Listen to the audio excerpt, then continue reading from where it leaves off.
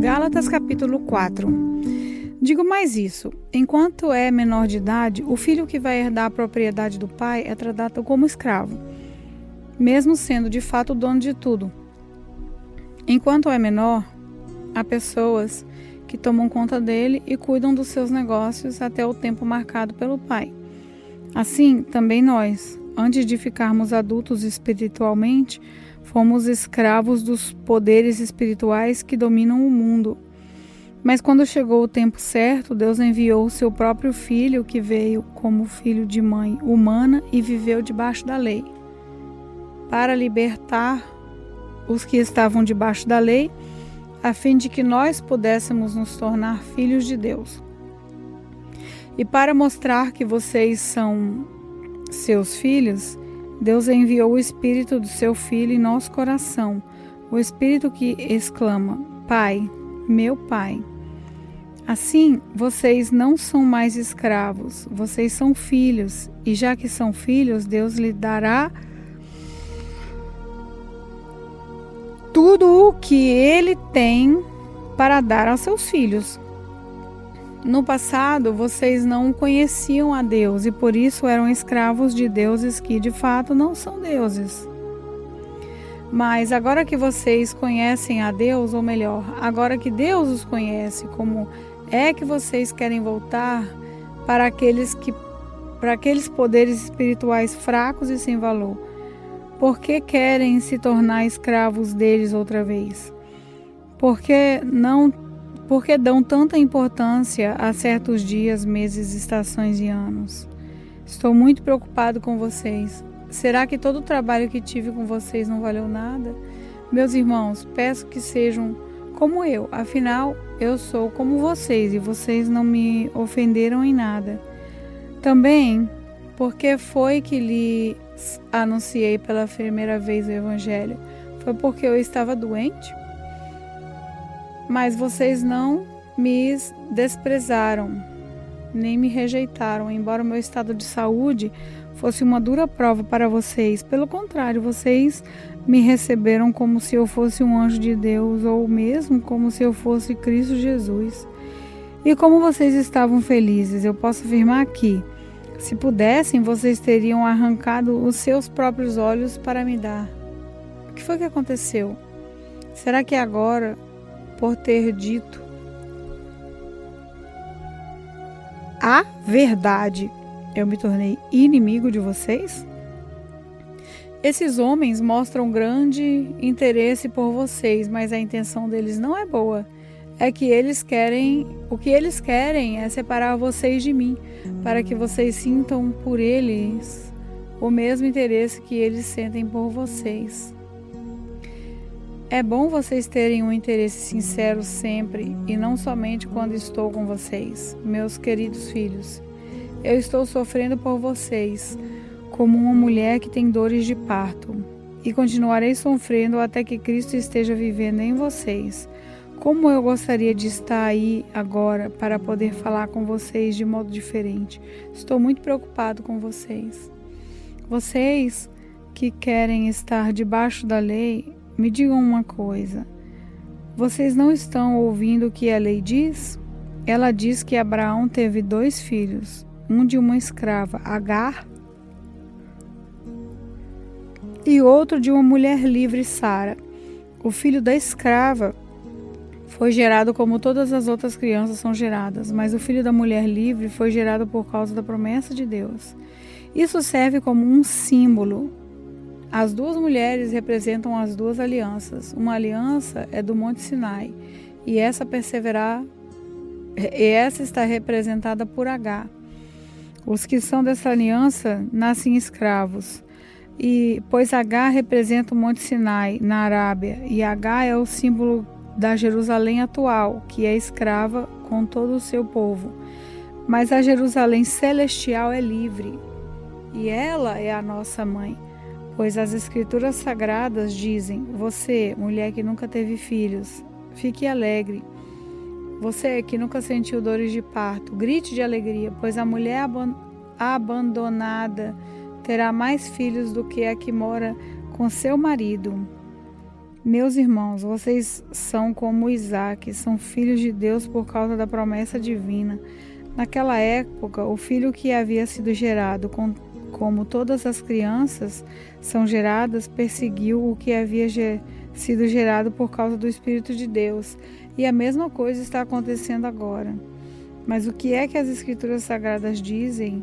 Elas dizem: mande embora a escrava e o filho dela, pois o filho da escrava não herdará a propriedade do pai, junto com o filho da mulher livre. Portanto, meus irmãos, nós não somos filhos de uma escrava, mas de uma mulher livre.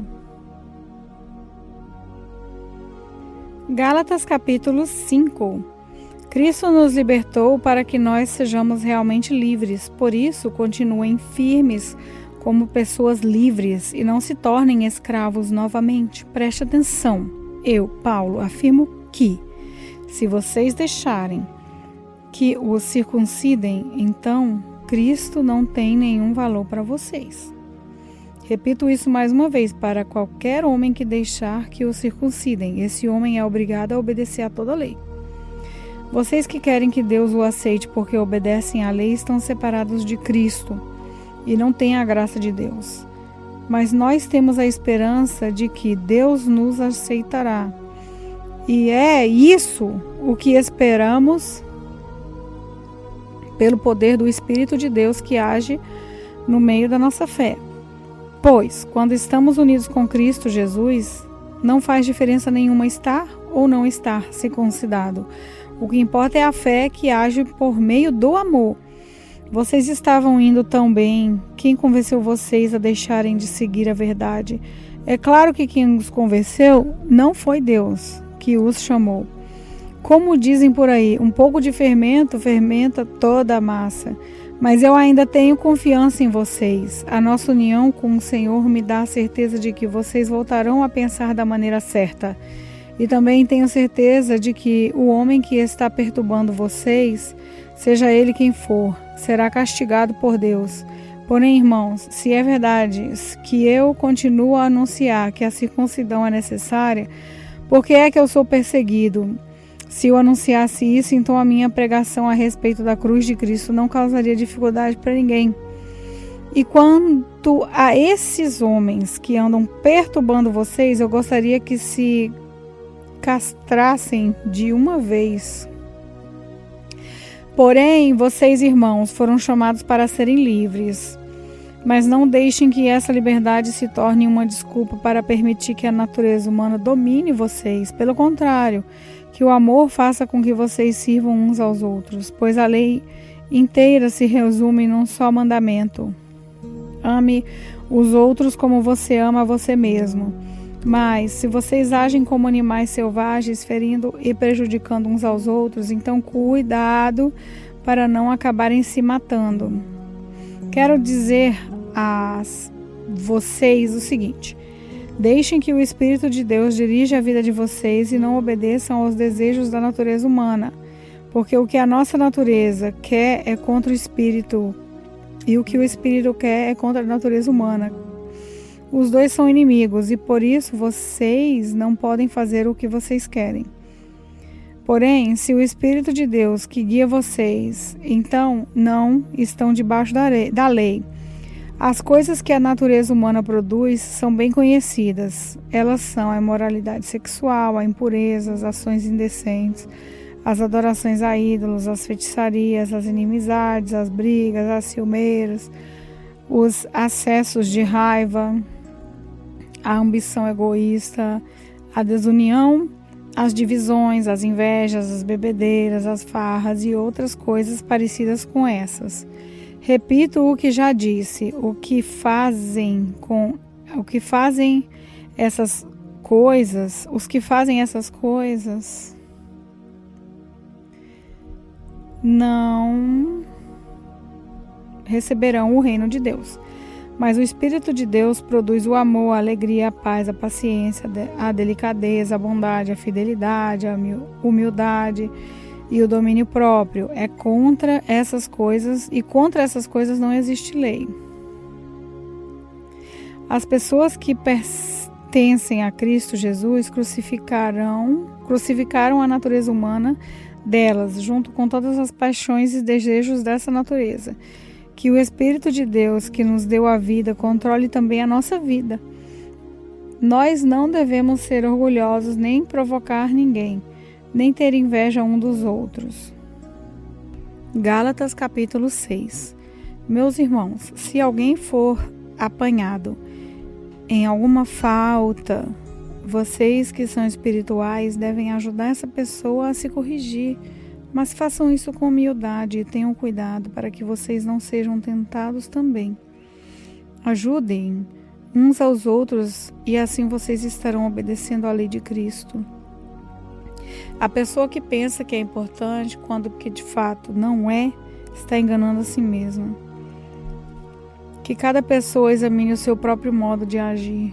Se ele for bom, então a pessoa pode se orgulhar do que fez, sem precisar comparar o seu modo de agir com o dos outros.